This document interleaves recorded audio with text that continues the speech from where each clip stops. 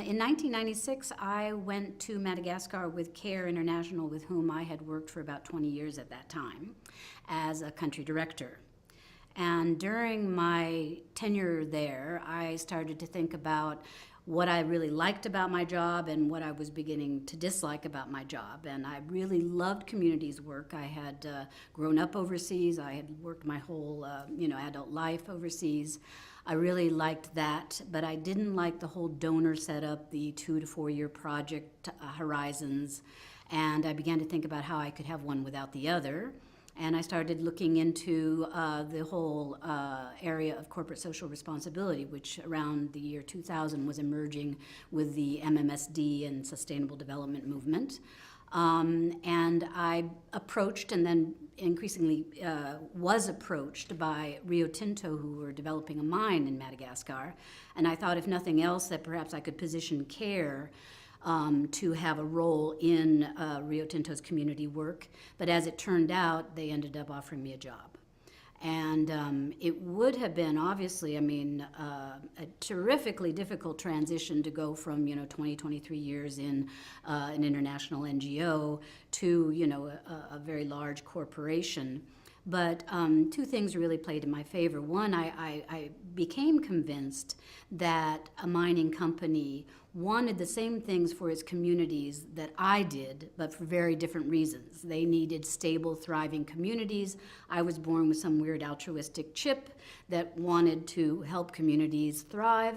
And then secondly, I had been CARE's country director for 6 years in Madagascar, and so I had really open access, to the whole NGO world, to the donor world, to the IFIs, and was able really to build a coalition for social performance in aid of Rio Tinto's project.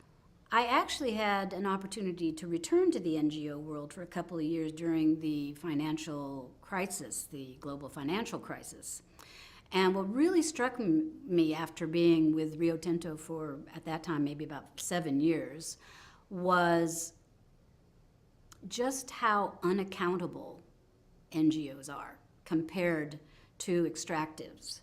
If you're doing a social program, as a mining company, you are going to be scrutinized up, down, all around, because people impute perhaps, poor motives, or a lack of know-how, or, some other kind of deficit to what you're doing. Whereas, NGOs just waft into a place and waft out when the money's gone, and nobody holds them accountable really for doing good, much less for doing no harm. And that became really intolerable to me, actually. And I went back to Rio Tinto once the economy changed a little bit. Well, there are some real advantages to trying to do good within the framework of a mining operation.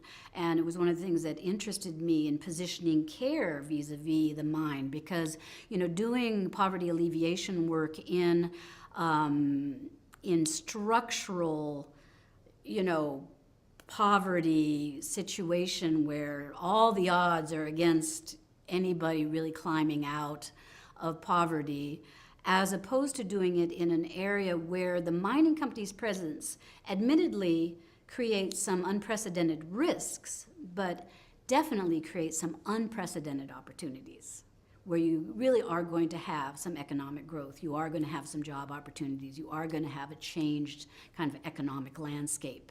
And of course, not everyone's going to be a winner, but there is an opportunity for some wins. And that is still very interesting, is how do you kind of, like, judo, how do you take the force of what that mining company represents and kind of, push it to the good, and kind of keep it away from having the worst impacts that it might otherwise have.